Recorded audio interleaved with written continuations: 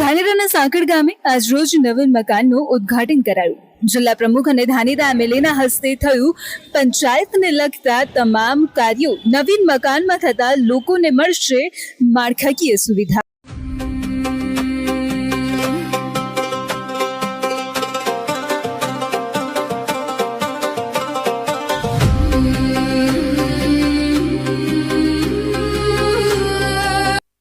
જોરાપુર group ગ્રામ પંચાયતમાંથી અલગ પડેલા સાંકળ પંચાયતમાં પ્રથમ સરપંચ પદે મગનભાઈ દેસાઈ વિજેતા બન્યા બાદ એકાદ વર્ષમાં નવીન પંચાયતનું મકાન બન્યું, જે આજે ધાનેરા એમએલએ માવજીભાઈ દેસાઈ, જિલ્લા પ્રમુખ વી.આર. પુરોહિત અને ભાજપ આગેવાન ભગવાનદાસ પટેલની સાથે તાલુકા પંચાયતના ઉચ્ચ અધિકારીઓની હાજરીમાં પૂરા વિધિ વિધાન સાથે ખુલ્લું મૂકતા ભાજપ આગેવાન ભગવાનદાસ પટેલે શુભેચ્છા આપતા ગામની પ્રગતિના દ્વાર ખોલવાની શરૂઆત થઈ છે.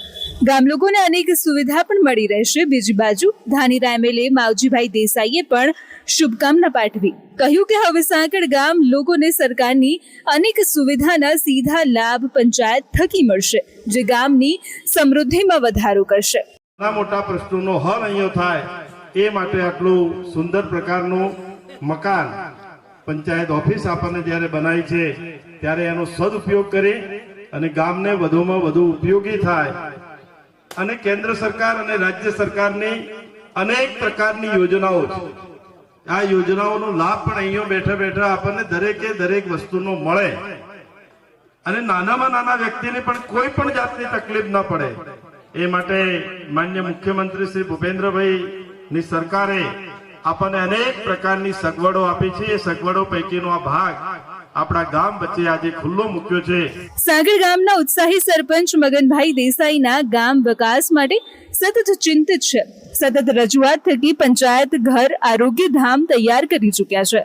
બીજી તરફ ગામની સ્ટ્રીટ લાઇટ, રોડ, રસ્તા, ગટર લાઇન, સાફ સફાઈ જેવા અનેક કામો પ્રગતિ પર હોવાથી આવનારા કેટલાક વર્ષોમાં સાંકળ ગામ આદર્શ અને ગોકળિયું ગામ બનશે એ નક્કી છે. સરપંચ મગનભાઈ અને તેમની ટીમ સાથે ભાજપ આગેવાન જીવરામભાઈ સુથારની મહેનત થકી થોડાક સમયમાં જ વિકાસ ગતિમય દેખાયો છે. જિલ્લા પ્રમુખની વી.આર. પુરોહિતે પણ જરૂરી સગવડો પૂરી પાડી ગામ માટે થતા તમામ કાર્યોને સરળ થતા રહે એ માટે એક્ટિવ રહીને ગામને આધુનિક બનાવવાની હાકલ કરી સાંકળ ગામના વિકાસ માટે સદાય તત્પર રહેવાની ખાતરી આપી હતી. પંચાયતથી માંડીને કેન્દ્ર સરકાર સુધી ભાજપની સીધી લાઈન બનતા વધુ ને વધુ વિકાસ કાર્ય કરી ગામને રળિયામણું બને એ માટે સતત પ્રયત્નશીલ રહેવાની મીઠી ટકોર પણ કરી હતી. ગામના ગરીબ લોકો સુધી એની મદદ પહોંચે કાયમી લક્ષ્ય એ જ હોય છે. આ ગ્રામ સચિવાલય જે પંચાયત ઘર હતું ને, ગ્રામ સચિવાલય એ માટે નામ આપ્યું કે ગોધીનગર સચિવાલયમાં આપણે બધા જવાના નથી. આપણું કામ 90% કામ આ સચિવાલયમાં હોય છે. ક્યાંક જાતિના દાખલા કાઢવા હોય, કોમ્પ્યુટરની અંદર હાથબારના ઉતારા કાઢવા હોય, તમામ કામ જે તાલુકા મથકે થતું હતું એ આપણી પંચાયતે થાય છે. અને 3 ગામ આપણે ભેગા હતા. આ બધા રજૂઆત કરી, પંચાયત અલગ કરી અને 3 ગામના અલગ અલગ સરપંચ એ માટે બનાયા કે પોતપોતાના ગામનો વિકાસ કરી શકે.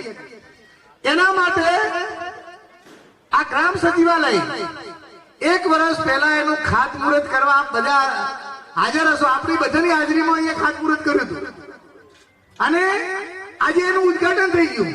એટલે કામ આ સરકારની અંદર સ્પીડી થાય છે.